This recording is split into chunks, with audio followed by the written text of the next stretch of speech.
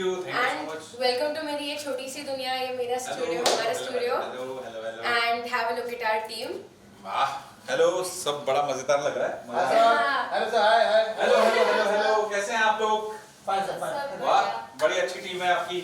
Wow, please have a seat. Thank you I am so much. So excited इस conversation के लिए। Same here. Yes, let's go. Yes. Yes. Namaste everyone, welcome to the third episode of Tea with Mishti.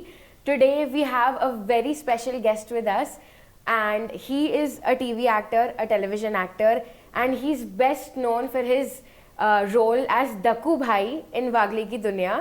एक minute cut कीजिए वाट दक्कू भाई।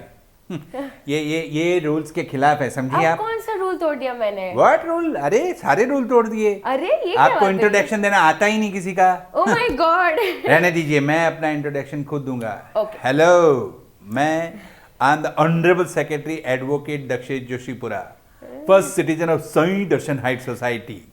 Hello. Wow.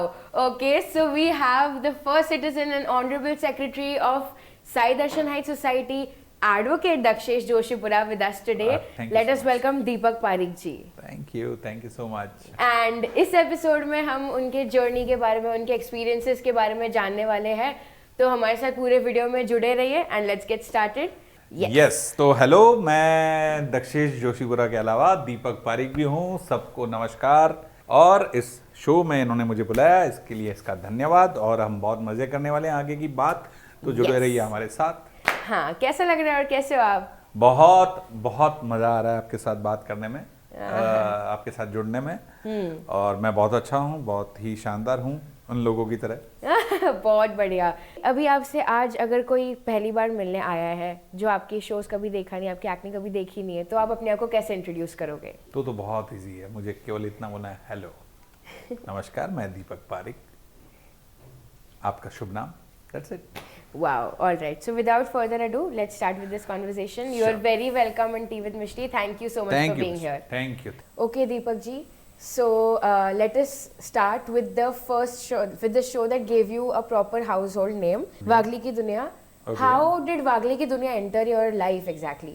उससे पहले के जो भी हुए थे, जो भी चीजें, auditions and everything. ओके, तो वागली की दुनिया कुछ ऐसे आया मेरे लाइफ में।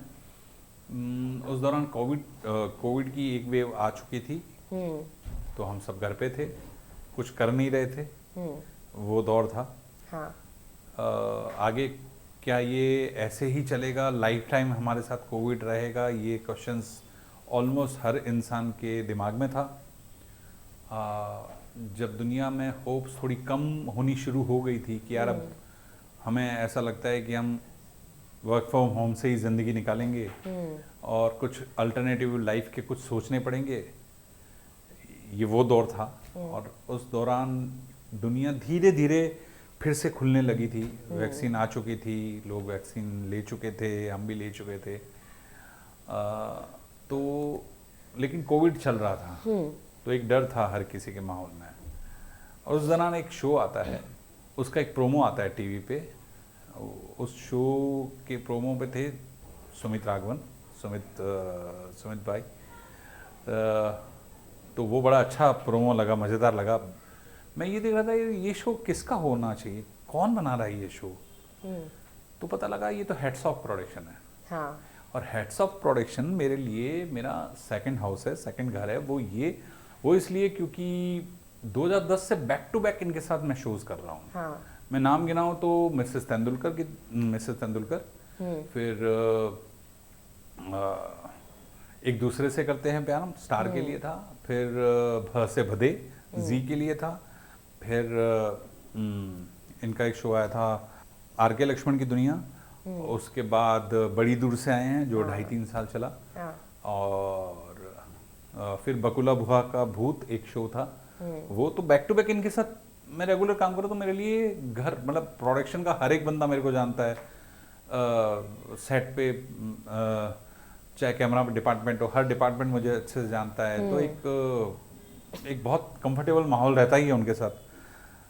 तो मैंने कहा यार ये शो काश मुझे मिल जाए। और लकीली ऐसा हुआ कि मेरे को वहाँ से कॉल आया। मैंने एक ऑडिशन, जैसे मैंने आपको बोला कि अरशद का कुछ कैरेक्टर आया था, क्योंकि वो हर्षद मारवाड़ी बताया उसमें, और मैं खुद मारवाड़ी हूँ। हाँ।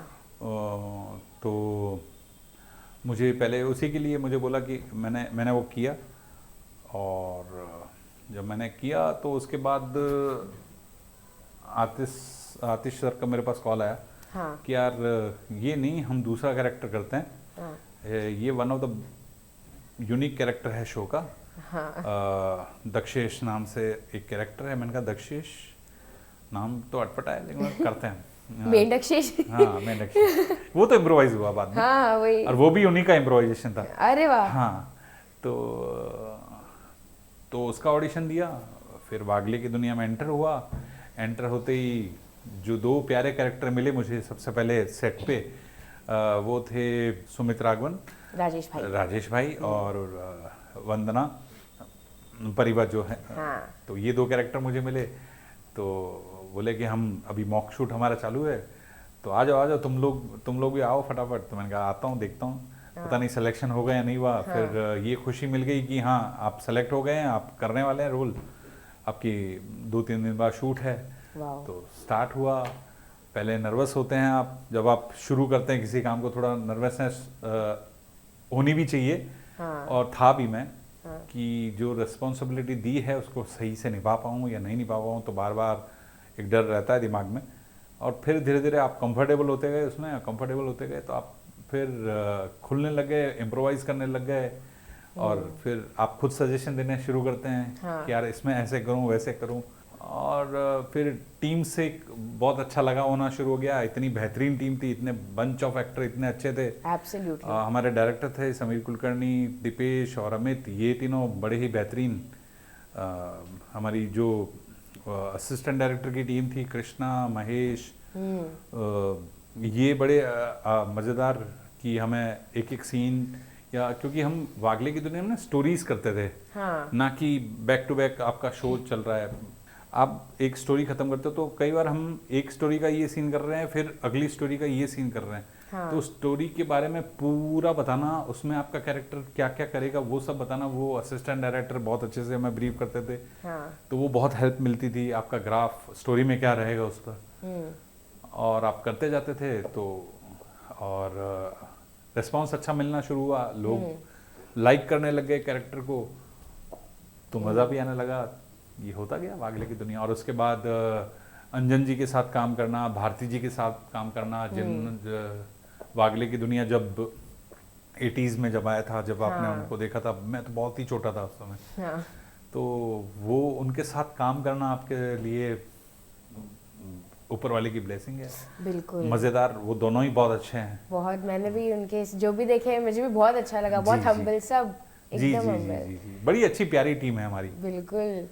और इम्प्रोवाइजेशन की बात आती है तो जो आपके सबसे फेमस डायलॉग्स है, ओ माय गॉड, परम पूज्य वंदना, ये सब आपका इम्प्रोवाइजेशन है कि ये सब ऑलरेडी स्क्रिप्ट में था? नहीं, ये आतिश भाई का कमाल है। आतिश सर मेरे को बताते रहते थे कि यार ऐसा करो। और फिर कई बार ना एक्टर करने लगता है ना, तो राइटर को दो चीजें और सोचती है कि यार इससे ये भी करवाओ, इससे वो। तो एक चैलेंज, वो यही चैलेंज मुझे बड़ी दूर से मैं था। कि उसमें ओझा का कैरेक्टर ना बहुत मजेदार था। ओझा का कैरेक्टर बड़ी दूर से मैं जंप कर रहा हूँ वागले टू बड़ी दूर से। नहीं, तो उसमें भी बहुत मजेदार थी। वो एक तरह की थाली थी, उसमें उस कैरेक्टर में अलग अलग सारे फ्लेवर थे।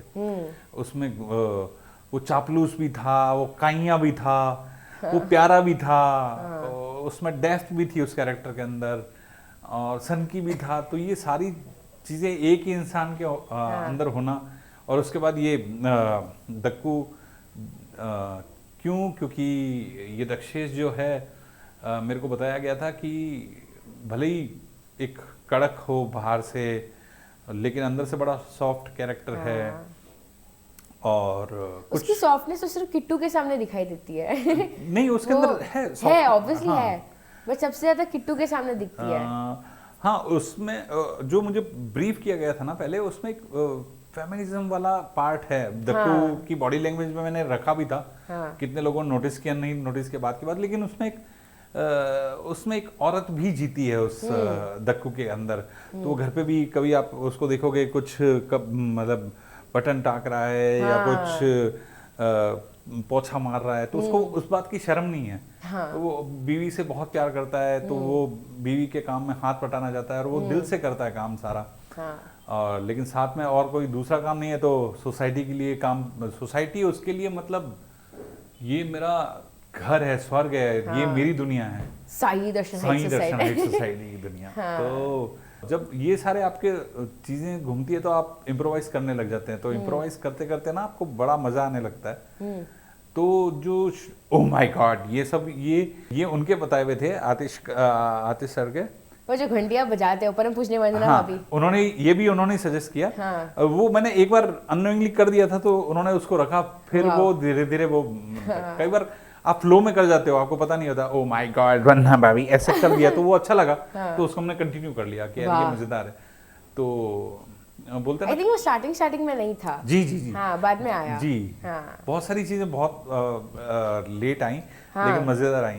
और दक्कू का कैरेक्टर तो आपने मोर देन 5-6 इयर्स प्ले किया है। How much of Dakshesh represents Deepak Parikh in real life? कितना रिलेट कर पाते हैं आप उससे? दीपक बिल्कुल अलग है और दक्कू बिल्कुल अलग है, लेकिन मजेदार दक्कू है ना कि दीपक। दीपक अपने आप में दीपक ही है और दक्कू तो दक्कू ही है। ओह माय गॉड, ये सब काम खराब करने वाली बातें होती है।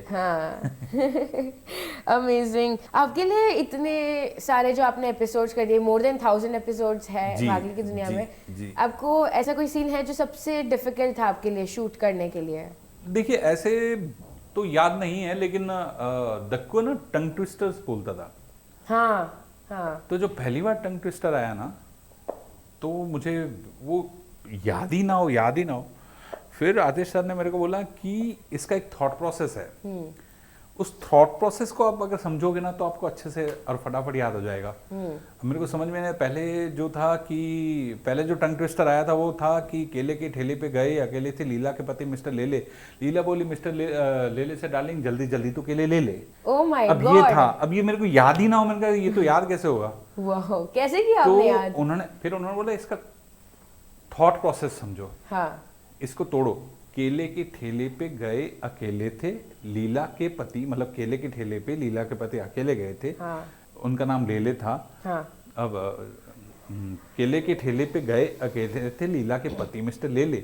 लीला बोली मिस्टर लेले से डार्लिंग जल्दी जल्दी तो केले ले ले। तो ये इसका एक प्रोसेस है। उसने ऐसा बोला है। तो उसको बनाओ तो बोलो, तो जब एक बार याद हो गया तो आप फिर फटाफट करने लग जाओगे। एक ऐसे टंग ट्विस्टर था कि हरी की बीवी हरनी बोली हरी प्लीज हरी हरी और बनाओ करी हरी हरी, चला करी हरी बनाने हरी हरी में तो हरी हरी करी हरे हरे बोल में भरी। अब ये याद कैसे हो? तो उस और जब उन्होंने बताया ये थॉट प्रोसेस है तो उस थॉट प्रोसेस को समझा तो याद हो गया। तो देखो अभी भी बोल रहा हूँ। आज कब मैंने बोला था शो बंद हुए को 1 साल हो गया और उससे पहले 3 साल पहले बोला, लेकिन आज भी याद है वो। वाह, ये तो मतलब बहुत ही अच्छा है। वो केले वाला वापस बोलो। केले के ठेले पे गए अकेले थे लीला के पति मिस्टर लेले। लीला बोली मिस्टर लेले से डार्लिंग जल्दी जल्दी केले ले ले। बोल के बताइए। मैं तो नहीं बता सकती, ये तो सिर्फ दक्कू कर सकता है। जी। ऐसा कोई एक बिहाइंड द सीन स्टोरी है जो फैंस सुन के एकदम मजा आ जाए उनको? सीन स्टोरी ऐसी बहुत सारी स्टोरीज हैं, लेकिन एक बहुत मजेदार वाकया है। वो ये है कि हमारे जो सेकंड यूनिट डायरेक्टर हैं दीपेश, तो बहुत टाइम से ना थोड़े बीमार चल रहे थे। तो उन्होंने सेट पे आना बंद कर दिया था, काफ़ी बीमार हो गए थे, हॉस्पिटलाइज हो गए थे। तो मैंने और हर्षद ने मिलके पूरे सेट पे ये अफवाह उड़ा दी थी कि उनको एक और किडनी उग रही है। हाँ। Oh my God. और इतना सीरियस होकर हम बोले कि इसलिए वो कम से कम 15 दिन से नहीं आ रहे हैं। और उन पे रिसर्च टीम आ गई है कि ऐसा कैसे हो सकता है, इंसानों में कभी ऐसा हुआ नहीं है। और ये हुआ है, उनका ऑपरेट होगा उनका, क्योंकि अब दूसरी किडनी, एक और किडनी उग रही है, तीन किडनी हो जाएंगी ऐसे करके उन्होंने बहुत। और ये सब मान भी गए थे, ये मजेदार बात थी। मतलब अच्छे लोग जिन्हें हमें लगा नहीं था कि ये मान पाएंगे, उन्होंने विश्वास कर लिया था ऐसा कुछ। और वो दीपेश को फ़ोन कर रहे हैं, भाई ये किडनी वाला क्या चक्कर है? तो उसको लगा मेरा किडनी फेल हो गया। नहीं ऐसा कुछ नहीं हुआ है। नहीं तेरे एक और किडनी उग रही है ऐसा। तो उसको बेचारा वो भी तंग हुआ। तो बहुत ऐसे बहुत सारे किस्से हैं, उसमें से एक ये है। वाओ, मैं तो मतलब शॉक हो गई एकदम, एक और किडनी उग रही है। वाओ, दिस इज क्रेजी जी। इतने सारे आपने कहा कि आप बहुत क्लोज हो अपने सारे कास्ट मेंबर से, बट सबसे क्लोज किसके साथ हो? मोस्टली सब लोगों के साथ उतनी ही बॉन्डिंग है। मोस्टली जो बात होती है मेरी हर्षद, अमित जो है उनके साथ बात होती है, भक्ति उनके साथ बात होती है, सुमित भाई के साथ काफ़ी बातें होती है, विपुल है, परिवा है, सबसे मतलब रेगुलर बातें होती है। अभी 10-15 मिनट पहले ही मेरी अमित से बात हुई है, तो होती रहती है रेगुलर बात। ऐसा कौन सा कास्ट मेंबर है जो सबसे ज्यादा अपने कैरेक्टर ब्रेक कर लेता है सीन के बीच में? नहीं, मोस्टली तो सब कैरेक्टर में ढले हुए ही थे पहले से ही, तो ऐसा किसी ने ब्रेक तो नहीं किया अपना कैरेक्टर। कौन भूल जाता है लाइन मोस्ट ऑफ? लाइन तो मैं ही भूलता था। क्योंकि थोड़ी अलग बना के बोलनी पड़ती थी ना, थोड़ा दक्कू की उसमें ढल के बोलना पड़ता था ना। हाँ। तो थोड़ा प्रोसेस करने में थोड़ा मुश्किल होता था, तो चलता है। लेकिन अगर आप काम अच्छा कर रहे हो, थोड़ी बहुत लाइंस भूल रहे हो, चलेगा। लेकिन एंड ऑफ द डे काम अच्छा होना चाहिए। वही तो। और ऑन स्क्रीन तो सब एकदम परफेक्ट लगता है, मतलब इससे बेटर कुछ हो ही नहीं सकता ऐसा लगता है ऑन स्क्रीन। तो दीपक जी, अपार्ट फ्रॉम वागली की दुनिया आपने बहुत सारे शोज में काम किया है, जैसे बड़ी दूर से आए हैं, जीजा जी छत पर है। तो इनमें से जितने भी प्रोजेक्ट्स आपने किए हैं, उनमें से सबसे ज़्यादा आपको एज एन एक्टर किसने सबसे ज़्यादा एक्सपीरियंसेस दिया है? मैं कहूँ तो मुझे बड़ी दूर से में बहुत मज़ा आया, क्योंकि जैसा मैंने आपको बताया कि वो एक एक्टर के तौर पे ना आपके पास पूरी एक थाली थी जिसमें बहुत सारी डिशेस होती है ना। हाँ। स्वीट भी होती है, कुछ नमकीन भी होती है, एंड 5-6 तरह की सब्जियां होती है, रोटी भी होती है, फुल्का भी होता है, बहुत सारी चीज़ें, बहुत सारी वैरायटीज एक थाली के अंदर होती है। वैसे ही वो कैरेक्टर बड़े मज़ेदार था। वो सॉफ्ट भी था, वो काइयाँ भी था, वो शिकायत भी करता था, और गुस्सा भी करता था। बड़ा मजेदार कैरेक्टर था। वर्सेटैलिटी बहुत थी। यस, उस कैरेक्टर को करने में बहुत मजा आया। हाँ। और जो ये दक्षेश है, ये तो करने में मजा आया ही था। अभी भी पुष्पा इम्पॉसिबल में यही कैरेक्टर कर रहा हूँ मैं। हाँ। तो है, चल रहा है। तो इसको मैं अभी हो गया वो नहीं बोलूँगा, तो इसके बारे में इतनी बात नहीं करूँगा। लेकिन इससे प्रीवियस जो था ओझा का कैरेक्टर, मेरे को बहुत मजा आया काम करने में, क्योंकि वो बहुत वर्सेटाइल था ना, तो आपको बहुत एक्सपीरियंसेस। हाँ, आई थिंक वैसी ही वर्सेटैलिटी दक्कू के अंदर भी है। जी। आपने इतने सालों से टेलीविजन में काम किया है, लुकिंग बैक इतने सालों में सबसे ज्यादा क्या चेंज हुआ है टेलीविजन एक्टिंग में? पहले जो आपने काम किया और अभी जो आप कर रहे हैं, उसमें क्या डिफरेंस है? एक्टिंग में तो कुछ चेंज मैं ऐसा बोल नहीं सकता, क्योंकि एक्टर या आपको शो कैसा है उसके अकॉर्डिंग आपको एक्ट करना पड़ता है, आपका किरदार क्या है उसके अकॉर्डिंग आपको एक्ट करना पड़ता है। तो वो तो मीडियम भले ही चेंज हो जाए, चाहे आप थिएटर कर रहे हैं या आप टेलीविज़न कर रहे हैं, फिल्म कर रहे हैं, OTT कर रहे हैं, कुछ भी कर रहे हैं, तो मीडियम ज़रूर चेंज हो जाता है। लेकिन थॉट प्रोसेस तो आपको उस प्लेटफॉर्म के अकॉर्डिंग बनाना पड़ता है। आप शो क्या बोल रहा है, पूरा शो कैसा है, क्या एटमॉस्फेयर है, उसके अकॉर्डिंग आपको ढालना पड़ता है। अभी क्यों इतना चेंज ज़रूर हुआ है ऑडियंस के पॉइंट ऑफ व्यू से, कि सबको ना 2 मिनट वाली चीजें देखने में बहुत मजा आने लग गया। हाँ, अटेंशन स्पैन बहुत शॉर्ट हो गया। रील्स देख के मजा आता है। तो उसने जन्म दिया वर्टिकल को। तो अभी वर्टिकल्स बहुत चल रहे हैं। हाँ।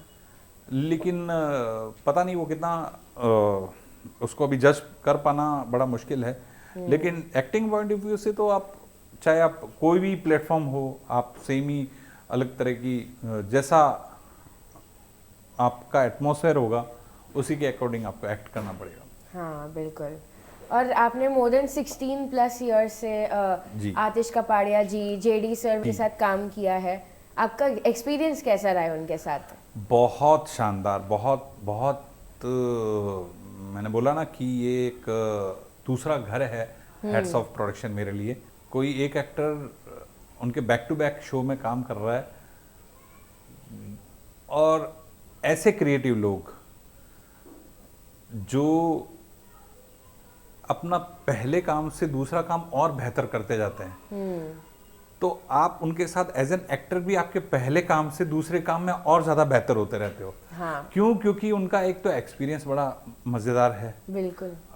इतने प्यारे दोनों ही, इतने प्यारा इंसान हैं। जेडी सर हैं तो अगर आप आधी रात पे भी किसी मुश्किल में हो, आप बस एक फ़ोन की दूरी पर हो आप, और वो आपके साथ वो इंसान आके खड़े हो जाएंगे। आतिश सर हैं तो उनके साथ क्रिएटिवली वो इतने बढ़िया हैं। उनके साथ जितनी बातें करो, जितना डिस्कशन करो, कम लगता है। उनके साथ बात करने में ऐसा लगता है कि यार अभी तो इनसे और जानना, अभी तो बहुत कम जाना है। ये कैरेक्टर को यार कितना अच्छा बताते हैं कैसे। तो जब ऐसे लोगों के साथ आप काम कर रहे हो और वो भी इतने सालों से, तो ये ऊपर वाले का आशीर्वाद है आप पर। बिल्कुल, बहुत मजा आता है ऐसे लोगों के साथ काम करना। और हमें भी तो बहुत अच्छा लगता है। उनकी जितनी भी क्रिएटिविटी है सब ऑन स्क्रीन दिखाई देती है। जी, ऐसे शोज खिचड़ी, बाबा और बेबी, सारा भाई वर्सेस सारा भाई, लेजेंडरी शो जिन्होंने दिए हैं टेलीविजन को। और देते ही आ रहे हैं, अभी भी उनका चल रहा है। और बहुत रिलेटेबल, सब जो भी है everything is so relatable. It's so much based on middle class family. Right. तो that is the exact thing जो हमारी मोस्टली जो भी ऑडियंस देखती है ये शो को, वो मोस्टली मिडिल क्लास लोग ही रहते हैं, तो उनको बहुत रिलेटेबल लगता है सब कुछ। And the exact creativity, that's the thing which is very inspiring to see. It's amazing. Apart from that, आपके इतने सारे व्यूअर्स हैं, आपको फीडबैक भी बहुत मिलती होगी व्यूअर्स से। तो ऐसा कौन सा एक फीडबैक है जो सबसे ज़्यादा आपको अच्छा लगा, आपके व्यूअर्स से सबसे जेन्युइन लगा है? बहुत सारे ऐसे आते हैं फीडबैक, वो परफॉर्मेंस को लेकर नहीं होते, कई बार शो को लेकर होते हैं। क्योंकि है ना, जब शो देख रहा होता है दर्शक, ऑडियंस, तो वो चाहती है कि यार, जैसे वागले की दुनिया के बारे में बताऊं कि वागले की दुनिया जब भी इंसान देखता था ना, चाहे एक छोटा बच्चा हो चाहे बुजुर्ग हो, तो वो अपने आप को रिलेट कर पाता था। वो उसे ऐसा लगता था कि वो वागले की दुनिया नहीं देख रहा, वो अपनी दुनिया देख रहा है। वो उस दुनिया के अंदर है। तो उसे अपनी दुनिया के अंदर जो टॉपिक, जो वो उसको लगता था कि यार वो टॉपिक भी आना चाहिए, वो मेरी बात भी आनी चाहिए, तो वो हमें अप्रोच करता था कि सर ये वाला टॉपिक होना चाहिए ना, आप इस पर कुछ बनाइए ना। आप प्लीज प्रोड्यूसर को ये बोलिए, राइटर को ये बोलिए, डायरेक्टर को ये बोलिए कि इस पर भी कुछ काम करे।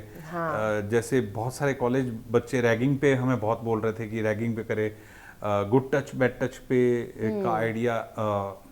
तो बहुत बार ऑडियंस आपको बोलती है कि ऐसे करो, देती है। और यही वागले की दुनिया का मैजिक था कि वो आम लोगों से जुड़ा हुआ शो था और रिलेटेबल था। लोग 7 से लेकर 70 तक सब लोग एक खाने की टेबल पे रात को 9 बजे एक साथ बैठ के मोबाइल साइड में रख के वो शो देख सकते थे। कोई गंदगी नहीं थी उसमें, आराम से देखें और एंजॉय करें, कुछ लेसन लेके जाए, कुछ एंजॉयमेंट करके जाए। यही हमारा मोटिव था कि यार कुछ शो केवल देखने के लिए नहीं होते, कुछ सीखने के लिए भी होते हैं और कुछ वैल्यू क्रिएट करने के लिए होते हैं। तो ये हेड्स ऑफ प्रोडक्शन ने, जेडी सर ने, आतिश सर ने ये क्रिएट किया मैजिक वे। और इन शोज में भी ऐसा है ना कि दे आर डिपिक्टिंग एवरीथिंग। मतलब एक तो हर एक रिलेशन है वहाँ पर, और कभी भी बीच में अगर थोड़ा भी अगर प्रॉब्लम आ जाए, जैसे अगर हर्षद और डक्कू के बीच में अगर प्रॉब्लम आ जाए, तो एट द एंड कोई ना कोई सोल्यूशन आ जाता है। इट्स नॉट लाइक कि फिर बात ही नहीं हो पाए, ग्रज रख ले उस चीज को। तो वो ये भी डिपिक्ट कर रहा है ना कि कितनी भी डिफरेंसेस क्यों ना हो एक दूसरे में, एट द एंड एक साथ आ ही जाता है।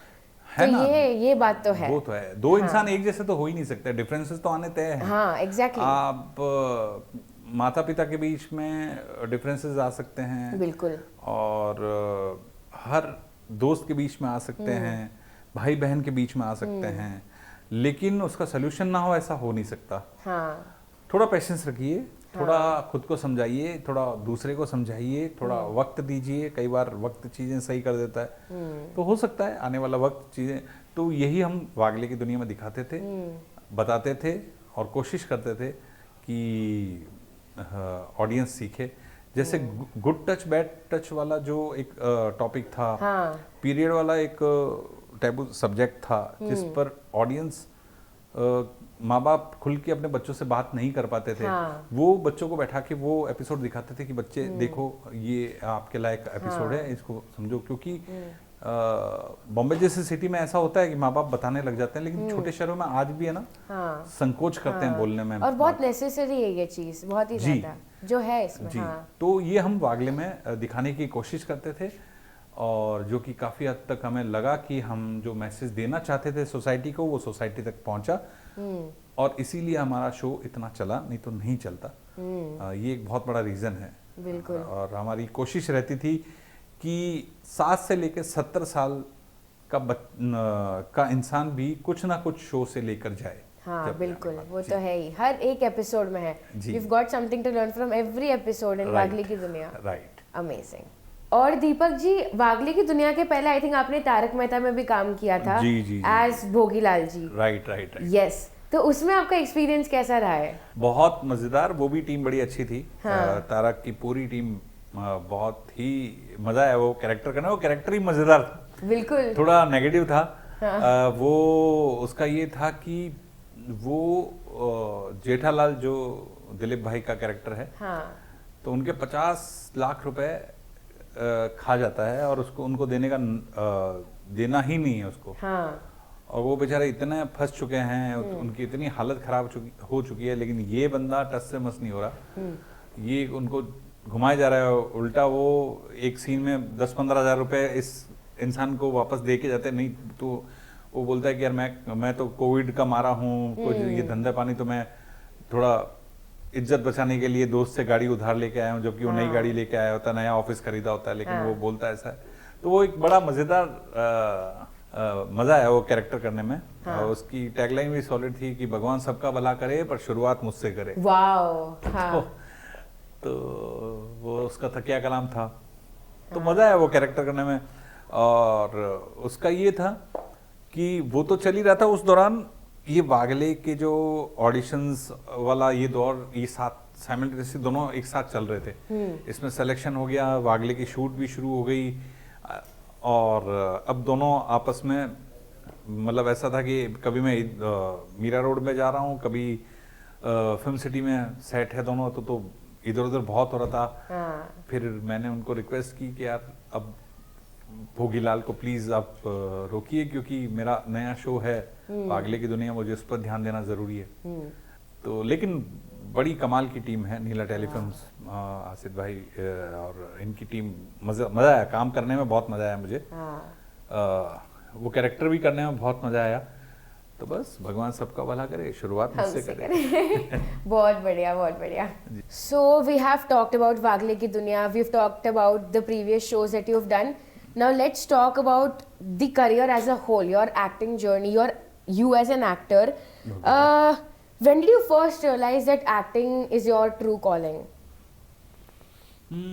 यार सच बोलूँ ना तो ये तो याद नहीं है कि कब इस चीज़ का एहसास हुआ, बट मैं आई थिंक 3rd या 4th स्टैंडर्ड में था, तो मैं स्कूल में ना पार्ट लेता था, छोटे छोटे ड्रामा वगैरह जो होता है, ड्रामा भी नहीं बोल सकते, छोटी छोटी कभी कुछ स्किट वगैरह, हाँ कुछ गांधी जी बना दिया है, कुछ अच्छा, नेताजी बना दिया है, कुछ मुनीम जी बना दिया, XYZ कुछ भी, तो छोटे छोटे पार्ट लेता रहता।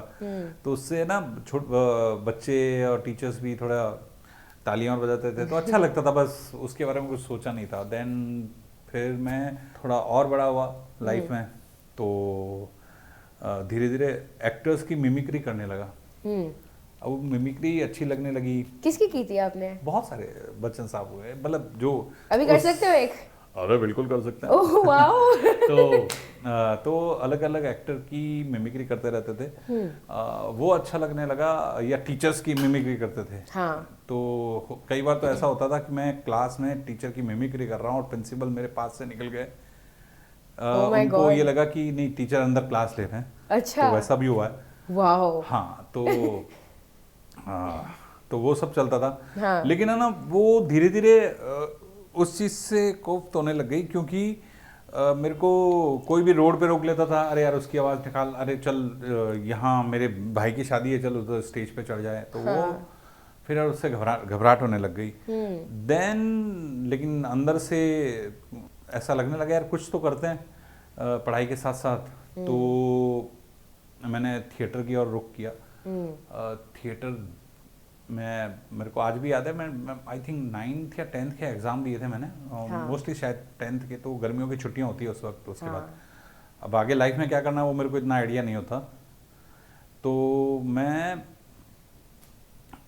मेरे दोस्त के साथ साइकिल पे एक जगह गया और एक उनका ग्रुप है, तो मैंने उनसे बात की मैं थिएटर ज्वाइन करना चाहता हूँ। तो बोले ओके, तो बोले वेरी गुड, लेकिन पहले देखो तो सही थिएटर क्या होता है। हाँ. ओके, तो हमारा 2 दिन का एक प्ले है, तो आप उधर आ जाओ, देखो पहले उसको, आपको समझो, आपको अच्छा लगे तो आप ज्वाइन करना। मैंने ठीक है ओके। अब मैंने जो थिएटर उससे पहले देखा था को स्कूल में देखा था कि यार वहाँ पे स्टेज है, वहाँ पे कोई टीचर ने कोई तैयार करवा दिया, तो वो देखा था। और मैंने अपना एक पहला प्ले देखा, मैं उधर गया और मैं हिप्नोटाइज हो गया। मैंने कहा यार ये कौन सी लाइफ है, ये कौन सा वर्ल्ड है यार, ये तो अलग है दुनिया, इस दुनिया का हिस्सा होना तो पड़ेगा ही। वाओ. और फिर मैंने थिएटर किया, दिल लगा के थिएटर किया, दिन रात थिएटर किया। और इतना डूब के थिएटर किया कि बहुत मज़ा आने लगा। और फिर पढ़ाई भी का भी इतना ध्यान नहीं रहता था, घर का भी इतना ध्यान नहीं रहता था, आप बस थिएटर में डूबे, नशा हो गया एक तरह से वो। वाओ. तो वो, और फिर धीरे धीरे बॉम्बे आना। हाँ. तो बॉम्बे आए और ऑडिशन, आपका पहला ऑडिशन कब दिया था आपने, और किस शो या मूवी एड जो भी है उसके लिए? बालाजी के कुछ शोज। जब मैं बीकानेर से यहाँ आया तो उस समय ना काफ़ी शोज चलते थे। अब वहाँ छोटे शहरों में एक है कि था उस समय कि अगर कोई शो बनाता है तो शायद बालाजी बनाता है, बाकी दूसरे प्रोडक्शन हाउस होते थे। लेकिन क्यों बालाजी के 8 से 10 शो उसी समय स्टार पे चलते होते थे। तो दोपहर में भी वही शो आ रहे हैं, रात को भी वही शो आ रहे हैं, शाम को भी वही शो आ रहे हैं। तो बालाजी वाली मूर्ति वाला एक लोगो सबको ध्यान रहता था। तो मुझे लगा कि शायद शो बालाजी बनाता होगा, तो मैं सबसे पहले उधर ही गया। अच्छा. एंड देन अपने फोटोग्राफ्स और क्लिक करवाए हुए थे, वो दिए मैंने। तो उन्होंने देखा, हाँ बोलिए। तो मैं, हाँ सर मैं एक्टिंग करना, क्या सर मैं एक्टर हूँ, एक्टिंग करना चाहता हूँ। अच्छा हाँ ठीक है, हाँ फोटो रखिए, बोल देते हैं। ओके। अब क्योंकि पता ही नहीं था सामने वाला क्या रिएक्ट करेगा, कैसे रिएक्ट करेगा। मैं बाहर आया, थोड़ी देर में फ़ोन आया कि अच्छा सुनो, एक रोल है, मड में शूट है और इतना कुछ अमाउंट मिलेगा, करोगे? मैंने कहा हाँ क्यों नहीं करूँगा। मैं वापस ऑफिस की ओर गया, तो उन्होंने बोला कि आप कल से शूट होगी, आपको कॉल टाइम दे दिया जाएगा, आप चले जाइए। तो एक कुछ नया शो बन रहा था, मैं शो का नाम केसर कुछ शो था शायद। तो उसका मैंने एक छोटी सी कुछ मिस्टर ओबराय, मिस्टर सिंघानिया, कुछ इस टाइप का कुछ कैरेक्टर था। वो किया, 5-6 दिन शूटिंग हुई रात को, मेरे बड़ा अच्छा लगा। मैंने कहा यार मज़ा आया। ये तो था तो एकदम जूनियर आर्टिस्ट वाला काम, लेकिन उस दुनिया से रूबरू होने का एक मौका मिला। वो किया। फिर धीरे धीरे एड्स की तरफ रुख किया। एड्स मैंने लगभग 75 के ऊपर एड्स किए। अरे वाह. हाँ, तो वो काफ़ी मज़ेदार, एड्स में बहुत मज़ा आता है काम करने में। एंड फिर टीवी सीरियल्स की जर्नी स्टार्ट हो गई। और उसके बाद इतना ना तो समय मिला सोचने का, ना मौका मिला। आप करते गए, क्योंकि बैक टू बैक आपको शोज करते रहे।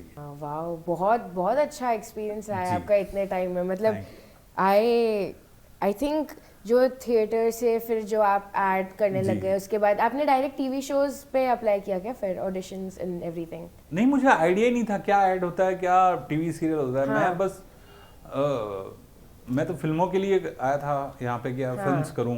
बट उस समय टीवी बहुत हावी था, मतलब बहुत सारे शोज आते थे।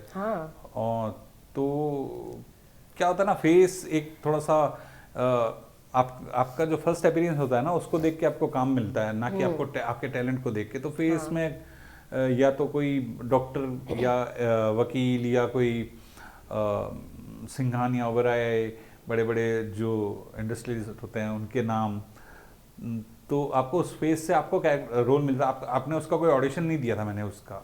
अच्छा। जस्ट बस कि हाँ भाई आप चले जाओ। हाँ। उसमें भी अगर आपको 2 लाइन मिल गई तो आपका नसीब, नहीं मिली तो इट्स ओके। उसमें भी शायद एक आधी लाइन मिली थी मेरे को, मैंने अच्छी बोली तो डायरेक्टर ने अच्छा बोला तो ठीक था। वो कोई काम इतना मज़ेदार नहीं था। देन अराउंड 2007 में एक शो आया था 3 बहुरानियाँ जी पे। हाँ। वो मुझे मिला, वो अच्छा शो था। तो आपका पहला शो था वो? हाँ, उसको मान सकते हैं कि वो लॉन्ग रनिंग पहला शो था मेरा। फिर शोज चलते रहे, मिसेस तेंदुलकर और आर के लक्ष्मण की दुनिया। काफी शोज थे, बड़ी दूर से आए हैं तो काफी। हाँ। जब आपने वागली की दुनिया के लिए जब आपने ऑडिशन दिए, आपने जी। ऑडिशन दिए थे कि आपको मिला लाइक?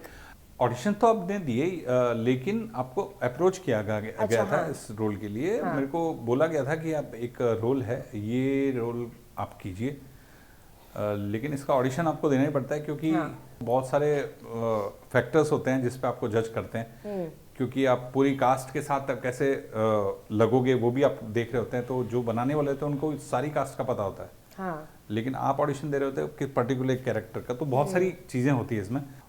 तो मुझे बोला गया था कि ये रक्षेश का कैरेक्टर है, तो ये आप एक बार इसका अपन एक ऑडिशन करते हैं, लुक टेस्ट करते हैं। हाँ। देखते हैं कैसा जाता है। तो वो लुक टेस्ट ऑडिशन किया, ऑडिशन अच्छा हुआ। और मज़े की बात है कि वो जो ऑडिशन था, मोस्टली तो कास्टिंग डायरेक्टर्स लेते हैं, लेकिन वो मेरा जो ऑडिशन था वो आतिश कपाड़िया ने खुद ही लिया। अरे वाह जी। तो वो मेरे लिए सहूलियत भी हो गई और ब्लेसिंग भी थी कि वो अगर वो बता रहे हैं तो आप जो वो चाहते हैं वो मुझे डायरेक्ट पता लग रहा है और मैं उसको डिलीवर कर पा रहा था। हाँ, वाह। तो इसलिए दक्षेश भी है।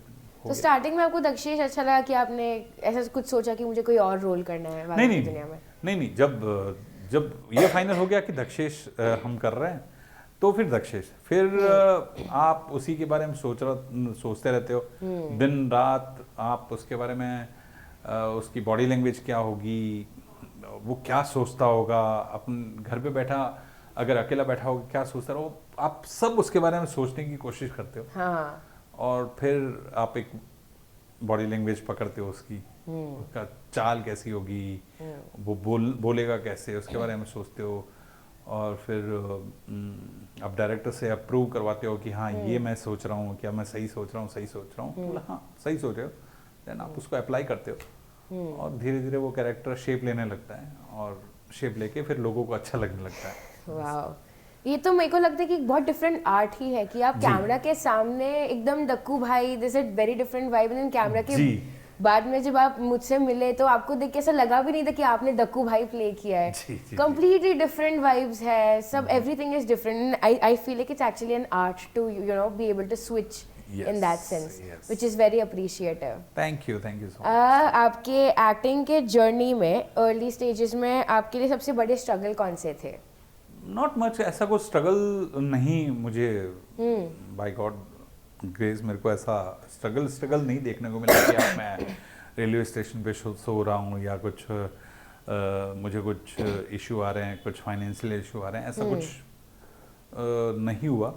उसका एक बहुत बड़ा रीज़न था कि मैं जब यहाँ आया तो मेरे कज़न ब्रदर हैं वतन, उन्होंने मेरे मौसी के लड़के हैं, तो उन्होंने मेरी ये वाली प्रॉब्लम दूर कर दी थी कि यार मेरे को यही डर था कि यार इतने बड़े शहर में, आप जब छोटे शहर से आते हो तो इतने बड़े शहर में आप सरवाइव कैसे करोगे, क्योंकि ना तो आप कुछ दूसरी आर्ट जानते हो, कि दूसरा तरीका जानते हो कमाने का, तो आप सरवाइव कैसे करोगे। तो उसने यही बोला कि यार देख अपन ट्राई करते हैं, अगर होगा तो ठीक, नहीं तो तू आ जाना 6-7 महीने रह के तो देख।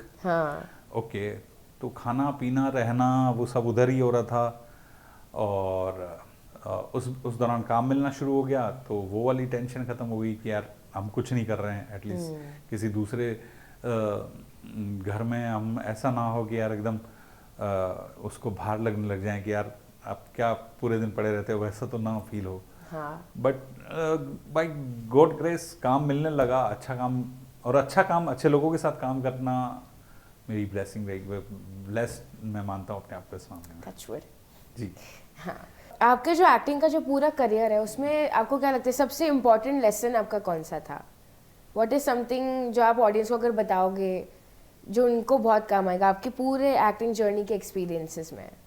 मुझे लगता है कि एक्टर को ऑब्जर्वर होना बहुत जरूरी है। आप ऑब्जर्व ऐसा नहीं कि पूरा किसी को घूरते रहो, लेकिन हाँ आपके सराउंडिंग, आपके बहुत सारे आपको लोग ऐसे मिल जाएंगे जिनमें कुछ ऐसी आदतें होंगी जो आप अपने पास आपके माइंड में कहीं ना कहीं साइड में रख दो, उसको दबा के, हाँ यार ये ऐसा बोलता है, ये ऐसे चलता है, या इसका बैठने का स्टाइल अलग है, वो उसका चाय पीने का स्टाइल अलग है, प्लेट उठाने का स्टाइल अलग है, बोलने का स्टाइल अलग है, देखने का स्टाइल अलग है, ओह माय गॉड करने का स्टाइल है। तो इतने ये observation। जी तो ये एक्टर के अगर चालू रहेंगे ना, या चलो ये तो इंसानों के रहे, कोई बंदर, आपके पक्षी, बहुत सारे जानवर, वो कैसे चलते हैं, अगर आप उन्हीं को भी देखें तो बहुत सारे कैरेक्टर निकलते रहते हैं। इवन मुझे सबसे बढ़िया लगते हैं टॉम एंड जेरी। उसमें जी उसमें जो रिएक्शंस निकलते हैं देखने को, वो बहुत मजेदार होते हैं। तो कितने रिएक्शंस आते हैं उसमें और इतने फनी, इतने मजेदार होते हैं। तो अगर आप एक्टर के तौर पे अपने आप को ओपन रखेंगे ना, तो आप बहुत कुछ सीख पाएंगे। और फिर आप अपने वॉइस पे काम कीजिए, अपने थॉट प्रोसेस पे काम कीजिए, वो धीरे धीरे आपको सब समझ में आने लग जाएगा और आप अच्छे एक्टर बन जाएंगे। हाँ, और आपकी पूरे जर्नी में अभी आपने इतने साल काम किया है, इतने सारे आपको एक्सपीरियंसेस मिल गए हैं, तो अभी अगर आप एकदम स्टार्टिंग के दीपक परीख से अगर मिलने जाएंगे, जिसने अभी मुंबई में आया बीकानेर से, अगर आप उसको एक एडवाइस देना चाहेंगे तो वो क्या होगा? वो ये होगा कि बेटा लगा रहे, काम करता रहे, आगे सक्सेस तो है, काम करता रहे, लगा रहे। परफेक्ट। दिलासा रहेगा कि होप रहेगा कि वी कैन डू दिस, ताकि एट द एंड अगर कोई भी बीच में अगर कुछ भी ऐसा है कि हम नहीं कर पा रहे, you feel like you know there something which is not going right, then you have this in you कि नहीं हो पाएगा आगे जाके। यस डेफिनेटली, बिल्कुल। और वही वो बोलते ना, आपके लिए ईंधन है, वो आपको मूव करता रहता है, कि पुश करता रहता है आपको कि भागो, आगे भागो, अभी रुकने का मतलब नहीं है। अभी यू नो फेलियर तो होते ही रहते हैं लाइफ में। मैं आज भी ऑडिशन देता हूँ, कई बार, मतलब कल भी एक ऑडिशन दिया, उसमें भी रिजेक्ट हो गया। क्या हो गया? रिजेक्ट होना कोई बड़ी बात नहीं है, या सेलेक्ट होना कोई बड़ी बात नहीं है, आप उसको निभाते कैसे हो वो ज्यादा जरूरी है। जो कैरेक्टर मिला है उसको आप अच्छे से करो और लोगों के दिलों तक पहुंचो, उसका मजा अलग ही होता है। और हाँ, एब्सोल्युटली अमेजिंग। आपने इतने सारे शोज किए हैं, आपकी बहुत अच्छी फैन फॉलोइंग है। एज अ पब्लिक फिगर आपको क्या लगता है, do actors have a responsibility beyond entertainment, and if yes then what? Yes, वो तो होनी चाहिए, क्योंकि जब आप कुछ पब्लिक फिगर हो जाते हैं तो लोग आपको फॉलो करते हैं, आपको देखते हैं, आपके लाइफस्टाइल जीने की कोशिश करते हैं। बिल्कुल। तो आपकी भी ये रिस्पॉन्सिबिलिटी हो जाती है कि टुवर्ड सोसाइटी आप थोड़ा हर जगह ढंग से पेश आएँ। कचरा मोस्टली जो बहुत कॉमन चीज़ है कि लोग कचरा बाहर फेंक देते हैं, वो ना करें। डस्टबिन, मैं समझता हूँ कि बीएमसी या जो भी लोकल अथॉरिटी है वो हर जगह डस्टबिन रखती ही हैं, तो आप एटलीस्ट वहाँ डस्टबिन अपने में कचरा डालें। प्लास्टिक बोतल्स का यूज़ करें तो उसको कम से कम पूरा क्रश कर दें ताकि वापस वैसा ना हो। तो बहुत सारी चीज़ें हैं कि आप गंदगी ना करें, थोड़ा फालतू के हॉर्न ना बजाएं, तो उससे एक चिड़चिड़ापन आता ही है जो आपके आगे आसपास जो ड्राइव कर रहा है उस पे। बहुत ये छोटी छोटी अवेयरनेस वाली चीज़ें हैं। अपनी बातों पे ध्यान दें कि आप क्या बोल रहे हैं, बहुत ढंग से बोलें और कोशिश करें कि कुछ ख़राब ना बोलें जिससे आप दूसरों को हर्ट करें। अगर आप कुछ नहीं करना चाहते तो आप सेफली उसको कुछ ढंग का बोल के निकल जाए, लेकिन आप इतना किसी को हर्ट ना करें, ये मेरी कोशिश रहती है। या जी। Okay, so Deepak ji, I had put a questionnaire sticker on Instagram Okay. and to ask your fans that what exactly would they like to ask you, and they have given a wonderful response. Okay. So I will read out each and every question. Myself Krishi_30 has asked, if you had a chance to choose another character from Wagli Ki Duniya, who would it be and why? Big fan, sir. हाय कृषि, तो आपने पूछा है तो मैं कौन सा character करना चाहूँगा वागले की दुनिया में।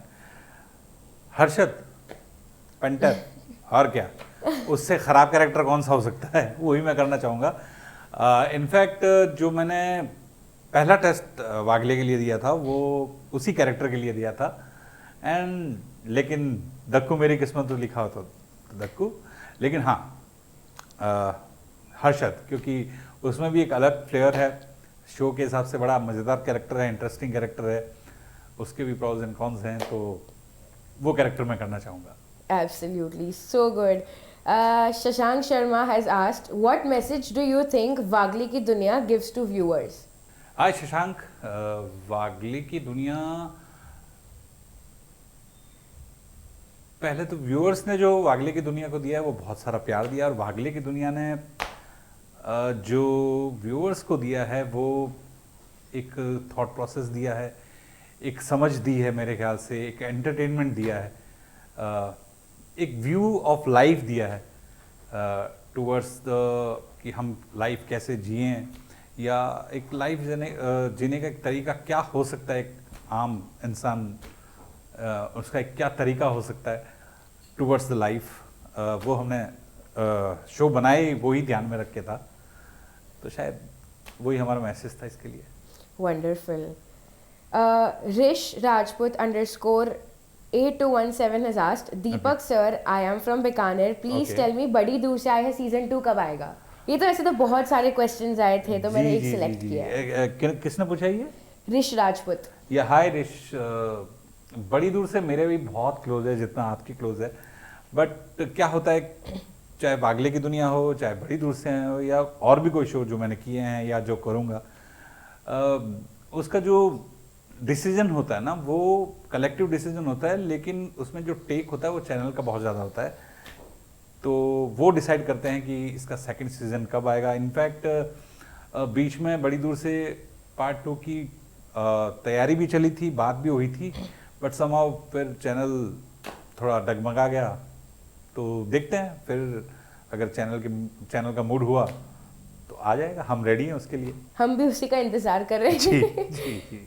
Next question, Vidhi Parikh has asked, Okay. from where did he learn all those different accents and how is he so fluent in them? ये हाय विधि, वैसे विधि मेरी नीज है, Wow. तो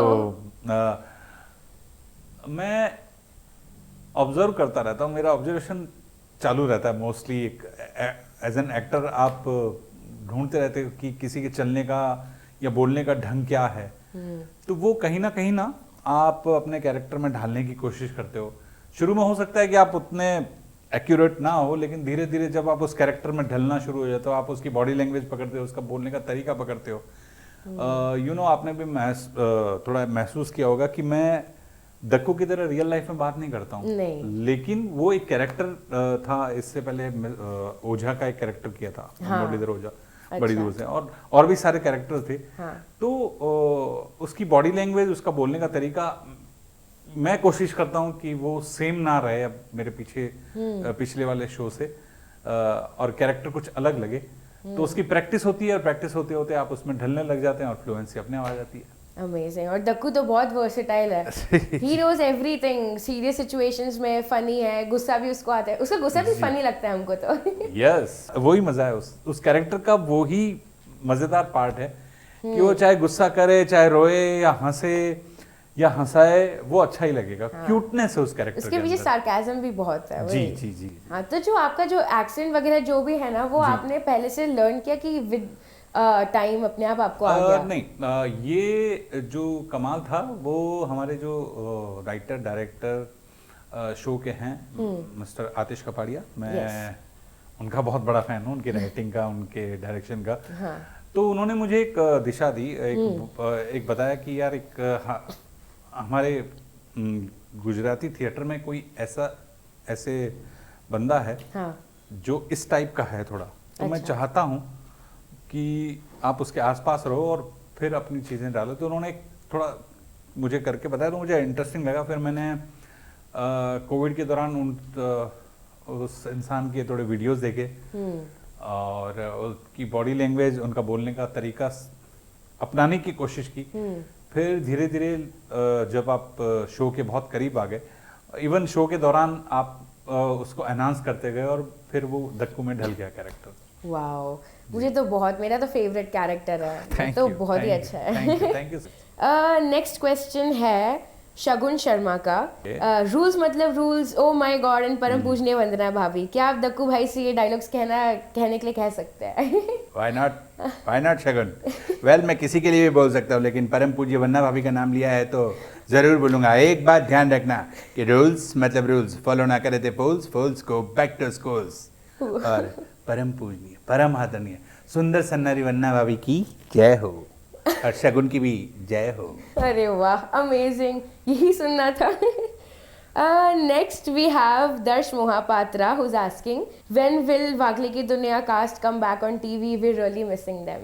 या हाय दर्श, थैंक यू। जैसे आप हमें मिस कर रहे हैं, हम लोग भी आपको उतना ही मिस कर रहे हैं। बट अब ये जो हम एक दूसरे को मिस ना करें, इसका जो अगर किसी को श्रेय लेना है वो चैनल को लेना है, तो चैनल डिसीजन लेगा। जिस दिन चैनल डिसीजन लेगा कि वागले की दुनिया का पार्ट 2 आएगा, तो हम आ जाएंगे आपके सामने वैसे ही।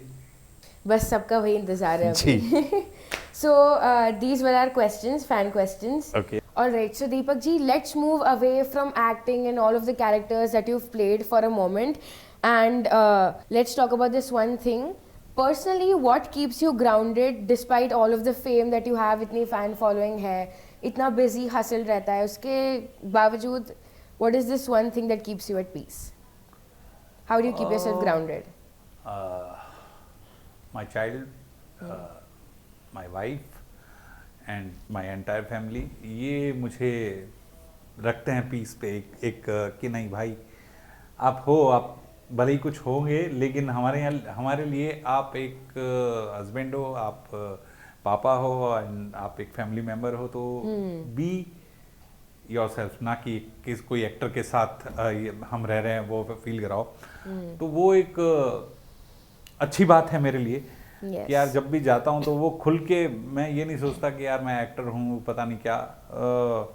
वो सराउंडिंग अगर मेरे है आसपास वो लोग, तो मैं कंफर्टेबल भी फील करता हूँ और चाहता हूँ वो मेरे करीब रहे।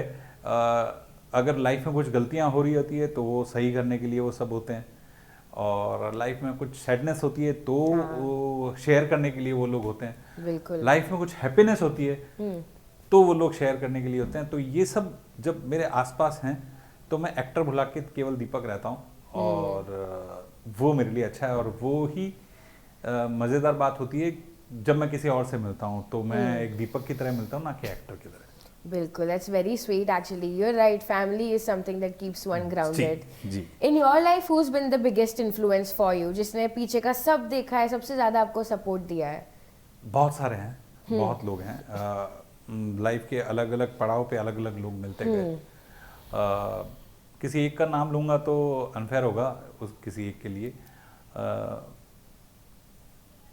शुरू में टीचर्स, माँ बाप आपके रहते हैं जो आपको सपोर्ट करते हैं, आपकी अच्छाई और बुराई आपको सजेस्ट करते रहते हैं कि आपका पाथ कहाँ जाना चाहिए, क्या राइट पाथ है आपका। देन आपको एक ऐसा लाइफ में मेंटोर मिलता है थिएटर में बेसिकली। जो आपके लिए कौन था? सुदेश भैया थे मेरे गुरु, मेरे टीचर थिएटर के। तो उनके साथ मैंने काफ़ी काम किया, और एक्टिंग क्या होती है, कैसे किसी कैरेक्टर में ढलना होता है, किसी की बॉडी लैंग्वेज पकड़ना। मैं बहुत किस्मत वाला रहा हूँ इस मामले में कि मैंने जो काम किया है ना, चाहे वो टीवी हो चाहे वो थिएटर हो, वो काफ़ी अच्छे लोगों के साथ किया है, तो उनसे सीखने को बहुत मिला है। जैसे मैंने सुदेश भैया का नाम लिया, सुदेश व्यास, मेरे होम टाउन में रहते हैं वो। तो उनसे काफ़ी लाइफ से रिलेटेड और थिएटर से रिलेटेड काफ़ी चीज़ें सीखने को मिली। एंड देन फिर यहाँ मुंबई में आतिश कपाड़िया जी हैं, तो उनके साथ काम करना, उनके साथ उनकी थॉट समझना, वो बहुत मज़ेदार रहा। वो एक बहुत अच्छा प्रोसेस है। फिर मेरे सराउंडिंग जो एक्टर्स थे, बंच ऑफ एक्टर, चाहे वो बड़ी दूर से के हो, चाहे वो वागले की दुनिया के हो, या और भी जो भी सीरियल मैंने किए हैं उसके, एक से एक टैलेंटेड रहे। फॉर्चुनेट ये रहा कि मैं लगभग 6 साल सुमित राघवन जैसे प्यारे इंसान और प्यारे एक्टर के साथ रहा, जो आपको सीन करते करते आपको ये एहसास कराते हैं कि यार सीन को कितना इजीली आप एक अलग वे दे सकते हो। तो बहुत मज़ा आता है उनके साथ काम करना, सीखना। तो वो मेरे उस पार्ट में है। माँ बाप में मेरे भाई ने मुझे सिखाया कि कैसे आप राइट वे पे चलो। वाइफ जो आपको बहुत जगह पे करेक्ट करती रहती है, आप कुछ गलत कर रहे हो, या आप कुछ एक्टिंग में भी कई बार आप कॉन्फिडेंट हो जाते हो कि यार मैंने सही किया है, लेकिन घर आके आपको जब एक बाउंस बैक मिलता है कि नहीं यार ये हाँ वो सही बोल रही है, वो उसका बात बोलना एकदम सही है कि हाँ इस कैरेक्टर में ये चीज़ थोड़ी ओवर हो गई, या इसको थोड़ा सटल वे में किया जा सकता था, या ये सटल हो गया था, इसको ओवर में किया जा सकता था, या मुझे इस टाइप के कैरेक्टर करने चाहिए, या मुझे लाइफ में आगे ऐसा करना चाहिए। वो वाइफ मेरी अदिति। तो ऐसे बहुत सारे लोग आपके साथ रहते हैं जो आपको सिखाते हैं। किसी एक का नाम लूंगा तो बहुत छोटा, उन्हें भी महसूस कराऊंगा, खुद भी महसूस करूंगा। हाँ। जी नहीं, loved your answer. Thank you. आपने टेलीविजन कब से, मतलब टेलीविजन एक्टिंग आपने कब से स्टार्ट की हुई है? I think 2006-07। तो तो इतने सालों में there might have been a lot of mindset changes starting से लेके अभी तक। Yes. पहले आपके लिए सक्सेस क्या था और अभी आपके लिए सक्सेस क्या है, जब आपने शुरू किया था और अभी को कंपेयर अगर किया जाए तो? देखिए ना, सक्सेस का क्या है वो, अच्छा आपने आपको पता है हिरण को शुद्ध हिंदी में क्या बोलते हैं? क्या कहते हैं? मृग। मृग, हाँ मृग। तो मृग में एक कस्तूरी मृग होता है, हाँ। जिसके अंदर खुशबू होती है। अच्छा। अंदर से खुशबू आती रहती है। Oh wow. लेकिन वो बेचारा पूरी लाइफ अपनी उस खुशबू के लिए उसको ये लगा रहता है ये खुशबू कहाँ से आ रही है, और वो दौड़ता रहता है उसके पीछे। हाँ। तो सक्सेस भी आप ही के अंदर होती है, फेलियर भी आप ही के अंदर होते हैं। हाँ। अब सक्सेस के पीछे आप भाग रहे हो, आपको पता है कि यार तो सक्सेस के पॉइंट है ना, वो चेंज होते रहते हैं लाइफ में। हाँ बिल्कुल। आज ये है, आप यहाँ पहुंचे, या अब मैं सक्सेसफुल हो गया, पीछे देखते हैं मैं भी यहाँ तक ही पहुंचा हूँ, अभी तो इसके बाद और है। हाँ। जैसे आप कई बार अगर बहुत तेज धूप हो और आप चलते रहते हो, आपको दूर दिखता है ये पानी है, लेकिन वो पानी तो रेत ही होती है। हाँ। या रोड ही होती है। मिराज हाँ, तो बस समझ लीजिए कि सक्सेस भी वैसा ही है। हाँ, तो आपका पड़ाव चेंज होता रहेगा लाइफ का। वाओ, इसने तो मेरा पूरा पर्सपेक्टिव ही बदल दिया, क्योंकि मैंने इसके बारे में कभी पहले सुना नहीं था। तो I love this answer, it's actually very thoughtful. Thank you. Amazing. Okay, so let's move to this interesting rapid fire. Okay. एकदम फटाफट। One of the most basic questions, tea और कॉफी? टी, इसीलिए तो यहाँ आया हूँ, आपके शो का नाम चाय पीने यहाँ आया हूँ। Let's go. One word to describe Wagle की दुनिया? Life. Wow.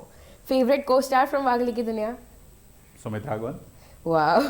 One actor that you admire the most apart from the cast members of Wagli Ki Duniya? Irfan Khan. Okay. One role that you would love to play in Wagli Ki Duniya? Harshad Agarwal. Oh wow. If not an actor, what would you be? I don't know. नहीं सोचो चलो। यार कुछ बोल नहीं सकता, शायद कहीं किसी देश के किसी कोने में कुछ खुद का बिजनेस कुछ कर रहा होता। Wow. Okay. One thing that fans don't know about you? मैं एक्टिंग के साथ साथ राइटिंग भी करता रहता हूँ। Oh wow. Share something about that. कुछ कॉन्क्रीट कुछ होगा तो मैं डेफिनेटली शेयर करूंगा, लेकिन मैं लिखता रहता हूँ। इंतजार हैगा उसी चीज का जी, फिर। Okay, this is a little tough question. Yes. Would you choose fame or would you choose peace? Peace. Peace, why peace? Peace यार फेम तो ठीक है, आएगा और चला जाएगा। पीस अगर रहे तो शांति रहे ना लाइफ में, वो ज़्यादा अच्छा है। ऐसा नहीं कि मैं पहाड़ों पे जाके बैठ जाऊंगा, वहाँ भी शांति, वैसा नहीं। बट पीस, हम अपनों के बीच रहें, शांति से रहें, एक सुखी जीवन बिताएं, इससे बढ़िया क्या हो सकता है। Are you experiencing that currently? Yes. Amazing. फिर और क्या चाहिए? One thing on your bucket list. Lots of traveling. Wow, I can relate to that. One message for वागली की दुनिया fans. हम वापस आएंगे और ज़रूर आएंगे। और उसी का इंतजार है yet again. And with that, Deepak ji, we move to our last question. That अभी टी विद मिष्टी के बहुत सारे व्यूअर्स हैं जो Okay. यंग भी है, हर एक एज के लोग बेसिकली देखते हैं। तो अगर आपके इतने बढ़िया से जर्नी में कोई एक एक्सपीरियंस आप बताना चाहेंगे, कोई एक चीज़ जो है जो हर एक व्यूअर को जो सुन के उनको बहुत इंस्पिरेशन मिलेगा, वो क्या रहेगा? मेरे ख्याल से मुझे ऐसा लगता है कि आप लाइफ में कोई भी काम करो, चाहे आप एक्टर हो, चाहे आप प्रोड्यूसर हो, चाहे आप किसी भी फील्ड में हो, डॉक्टर हो, इंजीनियर हो, कुछ भी हो, वो तो ठीक है। उसके साथ आप इंसान अच्छे हो तो उससे बढ़िया कोई बात नहीं हो सकती। हालांकि सब अपने आप को अच्छा ही मानते हैं कि हाँ मैं अच्छा इंसान हूँ, लेकिन अपने अंदर की बुराइयों को भी आप जानिए, उसे कम करने की कोशिश कीजिए, उसे ख़त्म करने की कोशिश कीजिए, ताकि आप सोसाइटी को, अपने परिवार को और अपने आसपास के लोगों को कुछ वैल्यू देकर जाएं। जाना सबको है, लेकिन कुछ अच्छा काम करके जाएंगे तो दुनिया याद रखेगी, ऐसा मेरा मानना है। तो बस इसी पर दुनिया कायम है। बिल्कुल, आई एग्री विद दिस। जी। I mean being a good person, apart from जो भी हम अपने करियर में कर रहे हैं, एट द एंड दिल का अच्छा होना ही राइट सबसे श्रेष्ठ है। राइट। बिल्कुल। और इसी के साथ दीपक जी, हमारा आज का कॉन्वर्सेशन खत्म होता है। Thank you so much for coming. बहुत मजा आया, बहुत ही मजेदार रहा है। आपके साथ मुझे बहुत मजा आया है। अच्छा लगा ना बहुत ही आपको? अच्छा लगा मुझे।